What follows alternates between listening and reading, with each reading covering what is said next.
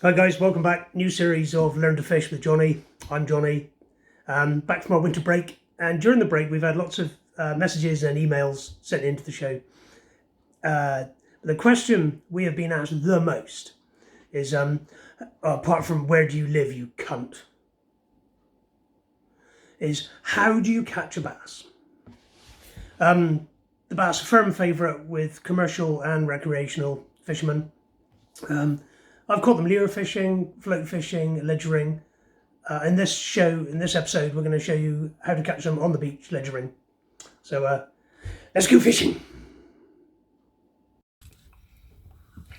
Right, just in the shed, made a couple of traces for this evening. I'm only going to take 2 traces. You shouldn't lose gear down there. It's not snaggy ground. Hopefully, well, there's not too much weed about. I did check earlier. But it's probably easier to explain the setup now than trying to explain it when we're on the beach, because later on, wind noise when you're filming outside can be a problem, and because I get tremendously excited when I'm fishing, I do fart a lot. So we'll get the gear explained now. I will quickly just mention the hooks though. Like I said, with bass, big bait, big hooks. I'm using a size 5/0 main hook with a 4/0 flyer, so it's a big setup, big bait, big hooks.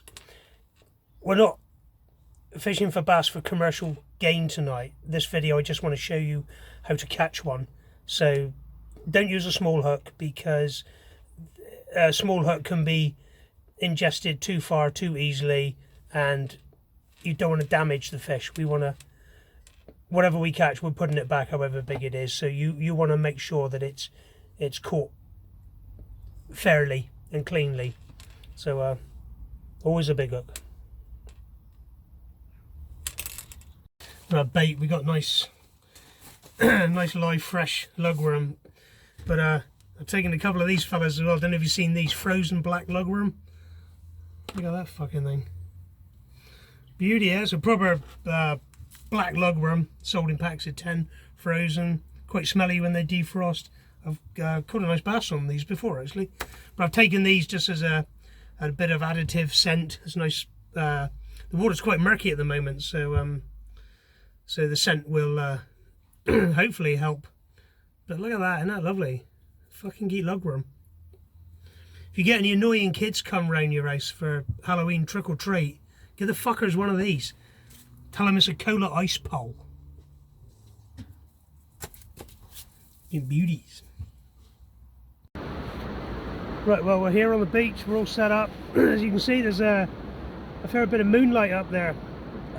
One common myth that you might hear is that you need a pitch black night to catch bass.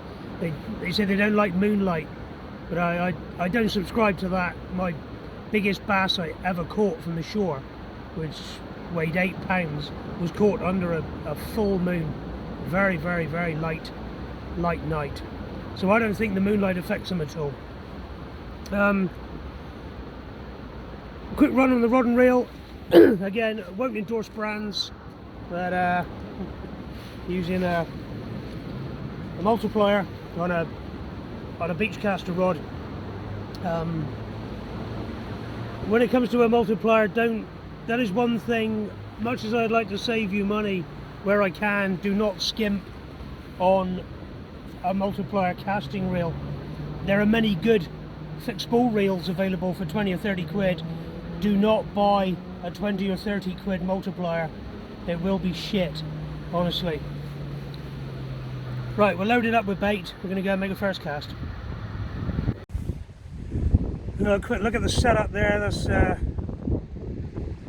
breakaway lead with a fairly basic pulley panel rig. A couple of lugworm on it. 2 hooks. We've got a 5/0 main hook with a 4/0 flyer with bass. Big hooks. Don't use small hooks. We don't want them swallowing them down. We want to make them easy to unhook. So that's it. Let's flick that out there a minute. So that's it, the gear's in the water. Like I said, I've got 2 rods out, they're in the rod rest now. So it's just to stand back and watch the tip lights now. And this is my happy place now.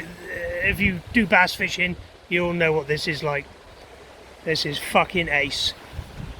I shall completely clear my mind now of everything, and just all I will think about is bass.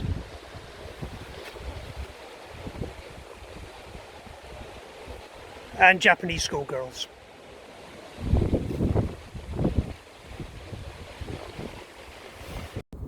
The smelly lugworm did the trick. Look at that little beauty. Very small, like I said, even with a big 5/0 hook. Very easy to unhook and release.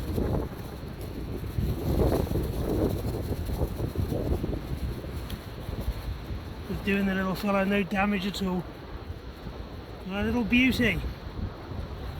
Now I'm going to get him back in the water as quick as possible.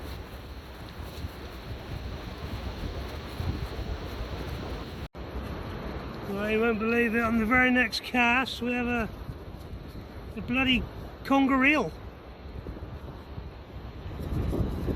One lugworm fishing for bass.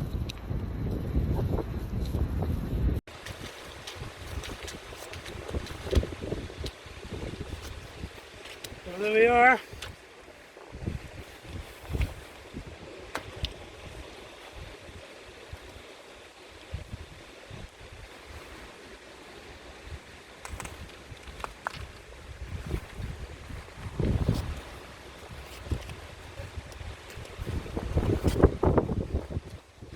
Here we go. Nice little bass. Little beauty. Spiky little bugger. Gonna get him back into the water as quick as possible now. There you go.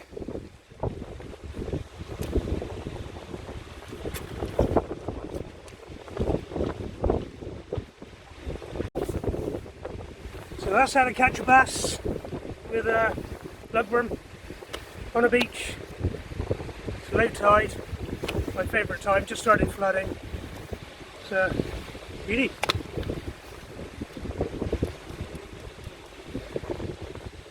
Some people may tell you that you need to be on a surf beach with plenty of tumbling surf, but it's flat calm here tonight.